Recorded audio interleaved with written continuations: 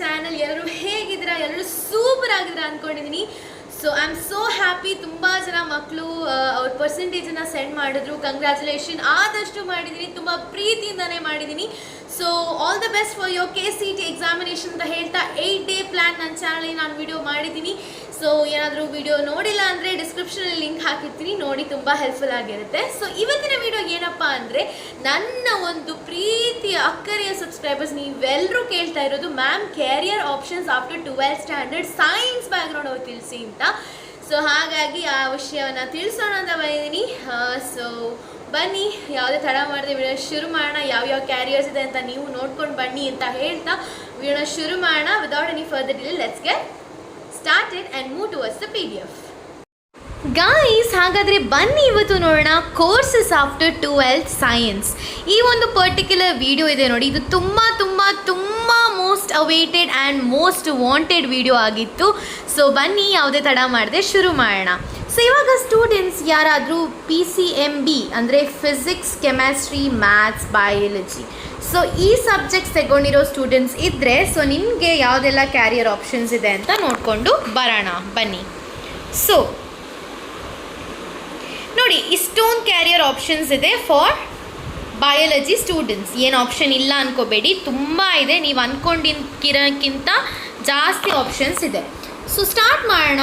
First and foremost BSc in agriculture or biotech, ನಂತರ MSc. ನೋಡಿ, ಅಗ್ರಿಕಲ್ಚರಲ್ಲಿ BSc ಮಾಡಿದ್ರೆ ದಟ್ ಫಾರೆಸ್ಟ್ ಡಿಪಾರ್ಟ್ಮೆಂಟಲ್ಲಿ ಯು ಗೆಟ್ ಪ್ಲೇಸ್ಡ್, ಅಥವಾ ಅಗ್ರಿಕಲ್ಚರಲ್ ಡಿಪಾರ್ಟ್ಮೆಂಟಲ್ಲಿ ನೀವು ಪ್ಲೇಸ್ ಆಗ್ತೀರಾ. ಸೊ ದಟ್ ನಿಮಗೆ ಒಳ್ಳೆ ಗೌರ್ಮೆಂಟ್ ಜಾಬ್ ಸಿಗೋವಂತಹ ಚಾನ್ಸಸ್ ತುಂಬ ಜಾಸ್ತಿ ಇದೆ. ಅದು ನೀವು MSc ಮಾಡಿದರೂ ಸಿಗುತ್ತೆ, BSc ಮಾಡಿದ್ರೂ ಸಿಗುತ್ತೆ. ಆದರೆ ಹೈ ಸ್ಯಾಲ್ರಿ ಹೈಪ್ ಇರೋದು MScಯಲ್ಲಿ.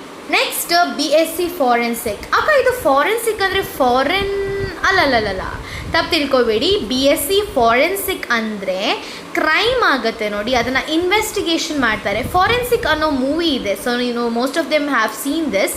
ಇಲ್ಲಿ ಒಬ್ಬ ಡಿಟೆಕ್ಟಿವ್ ಇರ್ತಾನೆ, ಅಂದರೆ ಯಾವುದಾದ್ರೂ ಮರ್ಡರ್, ಕ್ರೈಮ್ ಆಗಿದ್ದರೆ ಅಲ್ಲಿ ಅದನ್ನು ಸಾಲ್ವ್ ಮಾಡ್ತಾರೆ ನೋಡಿ, ಅವರನ್ನು ಫಾರೆನ್ಸಿಕ್ ಪೀಪಲ್ ಅಂತ ಅಥವಾ ಫಾರೆನ್ಸಿಕ್ ಡಿಪಾರ್ಟ್ಮೆಂಟ್ ಅಂತ ಏನು ಹೇಳ್ತಾರೆ. ಮುಂದೆ ನೋಡೋಣ.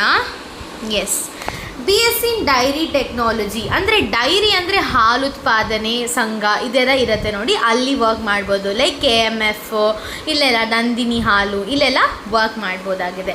ಸೊ ನಂದಿನಿ ಅಂತ ಹೆಸರು ಹೇಳಿದ ತಕ್ಷಣ ನಾನು ನಂದಿನಿ ಬೆಂಗಳೂರು ಬಂದಿನಿ ಈ ಒಂದು ಸಾಂಗೇ ನೆನಪಾಗುತ್ತೆ. ಸೊ ಬಿಡಿ. ನೆಕ್ಸ್ಟು ನೀವು MBA ಕೂಡ ಮಾಡಬಹುದಾಗಿದೆ. ಸೊ ಸೈನ್ಸ್ ಸ್ಟೂಡೆಂಟ್ಸ್ ಅರ್ಥ ಮಾಡ್ಕೊಳ್ಳಿ. ಒಂದು ಯಾಕೆ ಹೇಳಿದೆ ಅಂದರೆ, ಒಂದು ಡಿಗ್ರಿ ಇಟ್ಕೊಂಡು ಇನ್ನೊಂದು ಡಿಗ್ರಿಗೆ ಜಂಪ್ ಆಗ್ಬೋದು.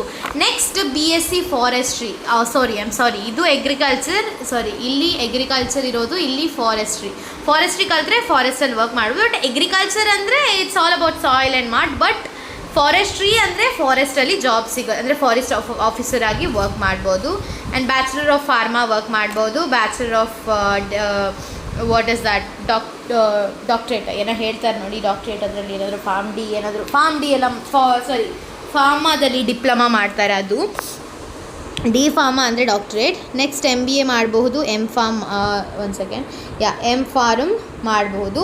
ನಂತರ ನೋಡಿ, ಇಲ್ಲಿ BTech in agriculture, BTech in biotechnology, ನಂತರ ಅದಾದಮೇಲೆ MTech ಇನ್ ಅಗ್ರಿಕಲ್ಚರ್, MBA ಅಥವಾ MTech ಇನ್ ಬಯೋಟೆಕ್ನಾಲಜಿ, ಈ ಥರ ನೀವು ಮಾಡ್ಕೊಂಡು ಹೋಗಬಹುದು.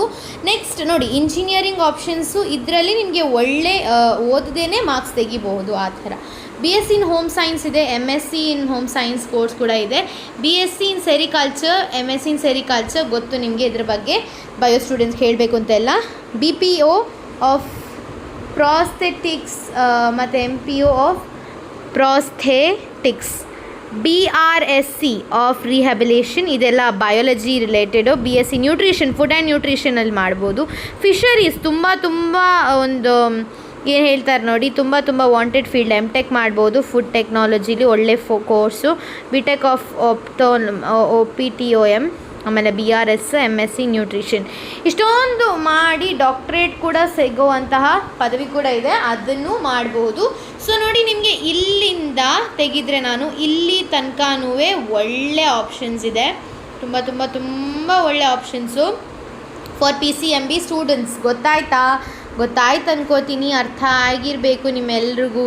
ಸೊ ಈ ಚಾರ್ಟ್ ಏನಾದರೂ ನಿಮಗೆ ಬೇಕಂದರೆ ಹೇಳಿ, ನಾನು ಅದನ್ನು ಕಮ್ಯುನಿಟಿ ಪೋಸ್ಟಲ್ಲಿ ಹಾಕಿರ್ತೀನಿ, ಬಟ್ ನೀವು ವಿಡಿಯೋನ ನೋಡಿ 2-3 ದಿನ ಆದಮೇಲೆ ಅಪ್ಲೋಡ್ ಮಾಡ್ತೀನಿ, ಯಾಕಂದರೆ ತುಂಬ ಕನ್ಫ್ಯೂಷನ್ ಇರಬಾರ್ದು, ಅದಕ್ಕೋಸ್ಕರ.